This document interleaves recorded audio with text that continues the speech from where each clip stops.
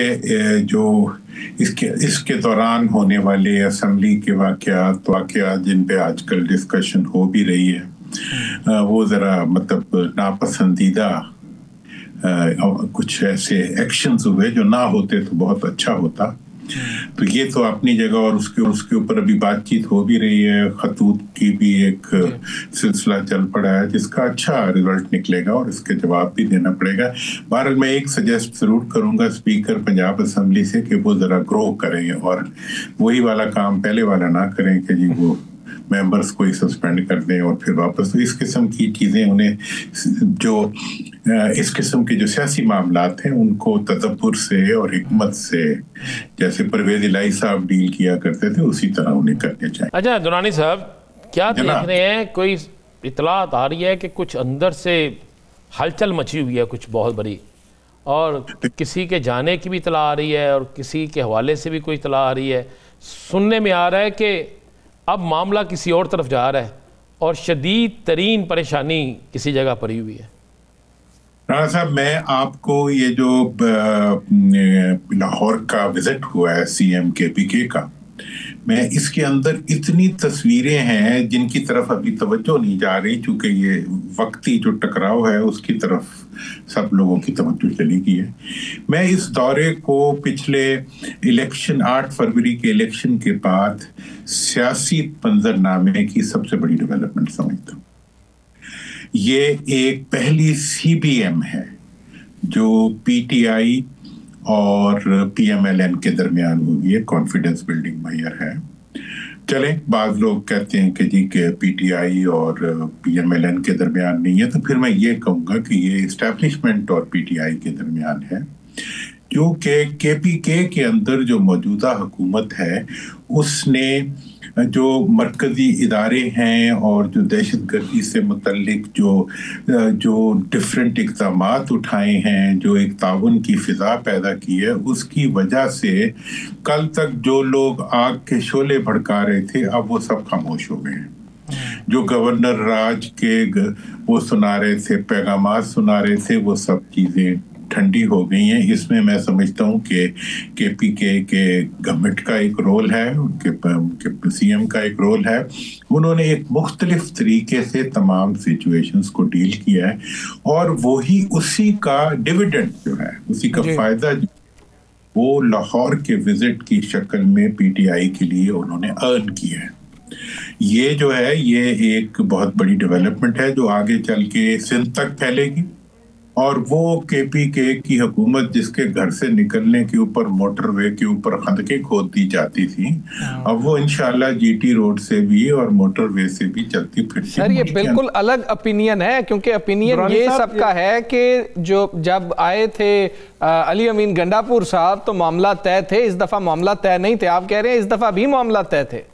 نہیں، میرا مطلب میں تو یہ کہنا چاہتا ہوں کہ اس دفعہ معاملات بڑے سموتھ ہیں، صرف طے نہیں ہے، پروٹوکول دیا گیا ہے سی ایم کے پی کے کو. آپ دیکھیں، آپ جو صحافتی اینگل سے جو بات آپ آبزرو کر رہے ہیں کہ جی پنجاب اسمبلی میں ایسے ہوا، یہ بدتمیزی ہوئی، یہ تو اپنے جلسوں میں بھی ہو جاتی ہوتی ہیں، کتنی رپورٹیں بعد میں آتی ہوتی ہیں.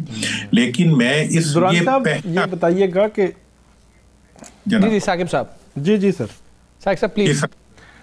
یہ اپنا ایک آرٹیکل آیا ہے، بڑا اہم اور سینئر صحافی ہیں وڑائی صاحب، سہیل وڑائی صاحب، انہوں نے بات کی ہے کہ کسی ونڈر بوائے کی تلاش ہے اور شہباز صاحب تو سونا ہے لیکن اب ہیرے کی تلاش ہے. پھر انہوں نے بنگلہ دیش ماڈل کو بھی لایا کہ وہاں پہ وزراء جو ہے وہ پی ایچ ڈی ہوں اور اپنے سبجیکٹ میں وہ اسپیشلسٹ ہوں، وہ جو کیبنٹ میں لوگ ہوں. تو یہ جو ماڈل انہوں نے ڈسکس کیا ہے اس وقت، اس میں آپ کو کچھ جان نظر آتی ہے؟ دیکھیں میں اس وقت یہ تو ماڈلز ہر وقت ڈسکس ہوتے رہتے ہیں. میں ویسے کیونکہ ایسے ماڈلز کے حق میں نہیں ہوں، میں اس لیے ان ماڈلز کو بہت زیادہ وزن نہیں دیتا. میں تو یہ سمجھتا ہوں کہ جی منتخب हुकूमतें होनी चाहिए। और इस वक्त भी जो असम्बली के अंदर मौजूद लोग हैं या जिनको आने नहीं दिया गया वो मुंतखब लोग हैं। आइंदा भी जो मुल्क चलाएंगे वो वही लोग होंगे जो मुंतखब लोग होंगे।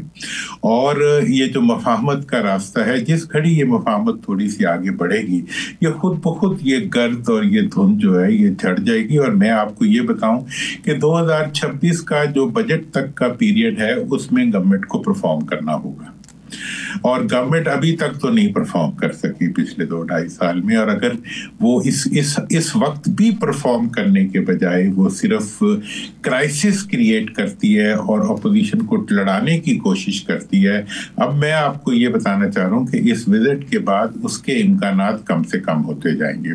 दूसरा इंडिकेटर आपने देखा होगा कि बिलावल ने जो स्पीच की है, हम जो बातें आपसे किया करते थे कि जी प्रेसिडेंट साहब को रोल प्ले करना चाहिए और उसकी इतना बड़ा ऑफिस है, वो फारिग बैठा हुआ है, वो मफाहमत के लिए आगे बढ़े और कोई रोल प्ले करे मुल्क के अंदर।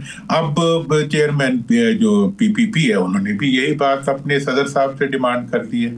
और मैं इस वक्त ये देख रहा हूं कि सदर साहब को चाहिए कि वो इस मौके का फायदा उठाते हुए एक केपीके की तरफ एक बड़ी सॉलिड जो है वो सीबीएम करें। और मैंने तो सजेशन भी दी है कि प्रेसिडेंट साहब को चाहिए कि वो गवर्नर ऑफ द केपीके के लिए पीटीआई को दावत दें कि उनका बंदे को हम गवर्नर बनाते हैं।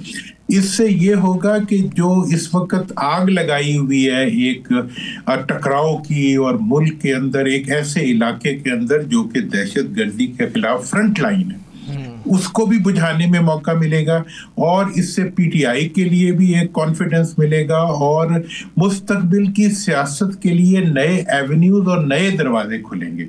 इस वक्त हमें कॉन्स्पिरेसी थ्योरीज के बजाय पॉलिटिकल एक्शन थ्योरीज बनानी चाहिए, ट्रांसपेरेंट थ्योरीज बनानी चाहिए, मैदान में आके मफाहमत के लिए बात करनी चाहिए और सियासी कुव्वतों के बीच में से हमें तस्लीम करना चाहिए कि किसका क्या हक है, उसको वो हक देना चाहिए।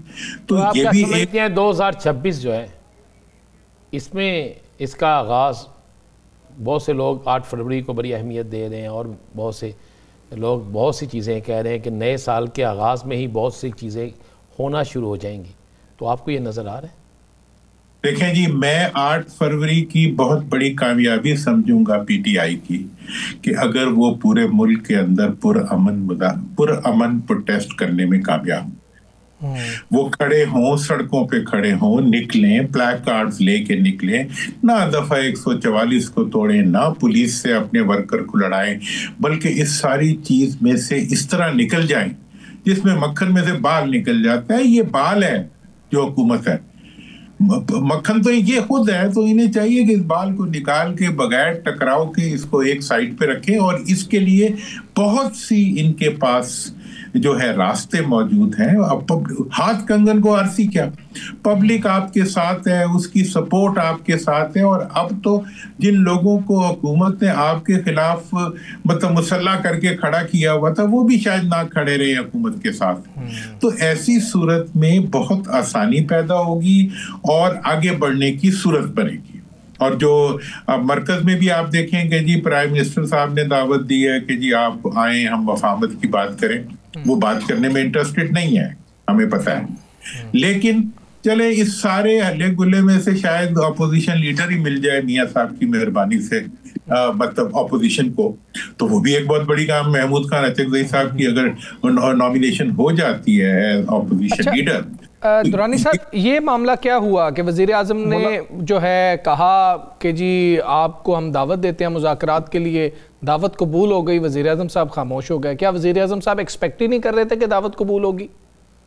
वज़ीर आज़म साहब उन्हें वो लिखी हुई तकरीर आती है, वो पढ़ देते हैं, वो और नहीं करते। मतलब उनको बहुत से ऐसे इक़दामात हैं जो उनको करने चाहिए। अब देखें ना जी, ये मुज़ाकरात के सिलसिले में उन्होंने एक लिखी हुई तकरीर थी, उन्होंने कहा यह मुज़ाकरात के लिए तैयार हैं। अब तैयार तो हैं, मुज़ाकरात करने क्या है वो तो किसी को पता ही नहीं क्या करने हैं। मुज़ाकरात में तो कुछ देना पड़ता है, देना क्या है पहले ये तो नोट करो।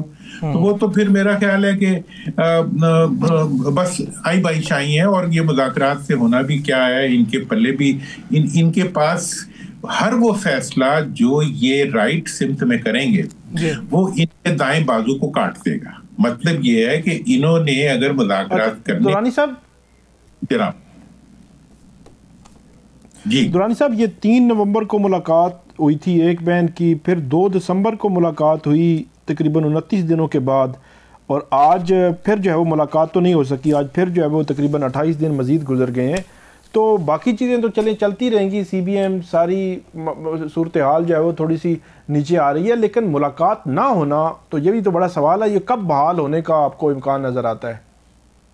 دیکھیے ملاقات کا جہاں تک تعلق ہے اصولی طور پہ تو نہ ہونے دینا ہی ایک حماقت ہے, اور یہ حماقت کے نتیجے میں حکومت اپنی پوزیشن کو مزید متنازع بنا رہی ہے, پبلک کی نظر میں بھی اور ہر ایک کی نظر میں. اس وقت میں سمجھتا ہوں کہ پی ٹی آئی اور ٹی ٹی اے کے درمیان جو ایک مذاکرات کے ریفرنس سے ایک ڈفرنس آف اوپینین سامنے آ رہا ہے, وہ اس کے اندر ایک رکاوٹ بن رہا ہے.